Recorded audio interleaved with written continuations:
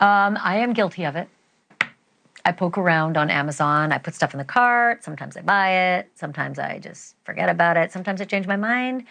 Amazon's always good at reminding me, though, if I forget. One thing I do not do, however, I do not look for ways to erase the fact that I was ever at those sites in the first place. And if I am ever charged with 4 murders, that's probably going to help my defense. Not so much for Bryan Kohberger.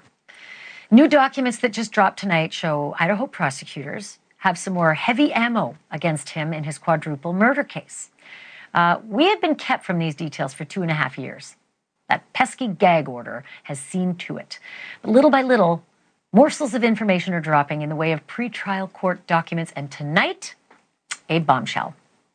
We already knew that Kohberger's Amazon history showed that he bought a K-bar knife, according to the prosecutors, and a K-bar sheath and a sharpener months before the murders. And we also learned that he searched for what the prosecutors call a replacement knife and sheath after the murders. Convenient. But today we learned that whoever's fingers were doing the walking on that Amazon account looked for ways to delete that shopping history right after the murders. Bad fact. Prosecution documents also show that the K-bar knife and sheath were, quote, shipped to Bryan Kohberger at his family address in Pennsylvania, end quote. The documents continue with, quote, after the homicides, activity from the same account showed the user navigated pages related to the deletion of account activity, and a week later viewed pages associated with K-bar knife and sheath. This evidence establishes significant connection between defendant and K-bar knife and sheath. It's hard enough to hide something like that in real life, but whoever killed those poor kids was able to hide that, because no one's ever found the actual K-bar knife. But he screwed up with that, or she. This was found under the body of Maddie Mogan. And on that little snap, DNA.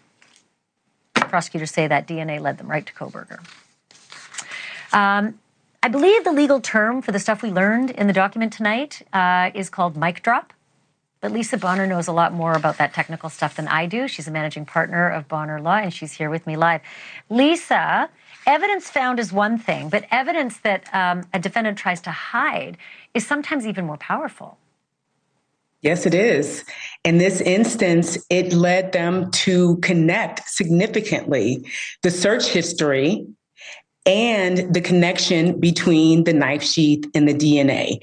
The search history clearly shows that the same account that was used to search for the knife, to ship to the knife, and to delete the history was the same name and email and the purchase history of the defendant.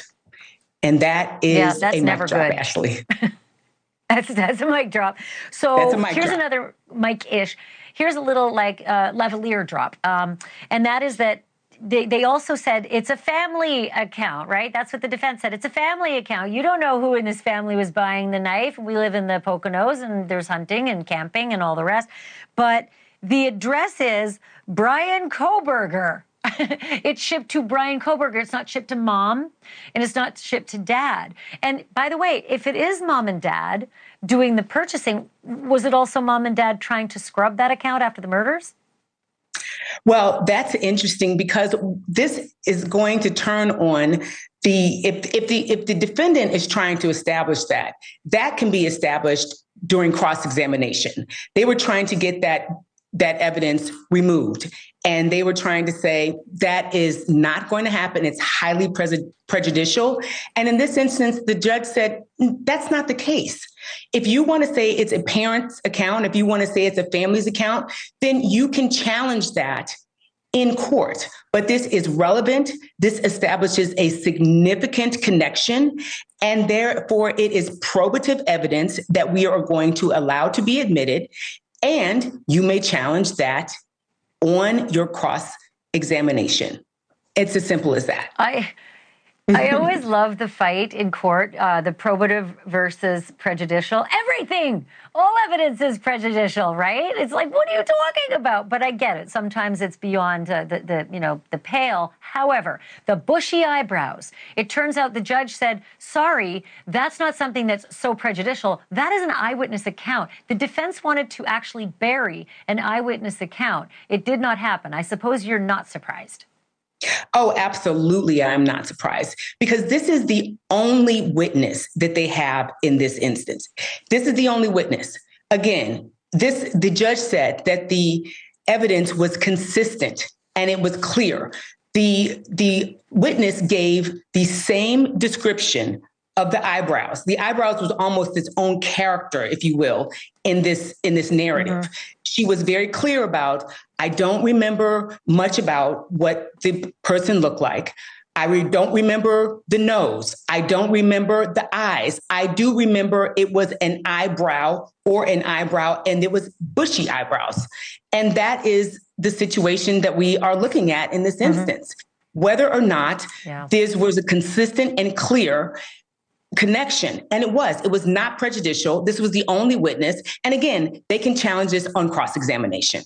Thanks for watching. Go to joinnn.com to find News Nation on your screen. And don't forget to click the red subscribe button below to get more of News Nation's fact-driven, unbiased coverage.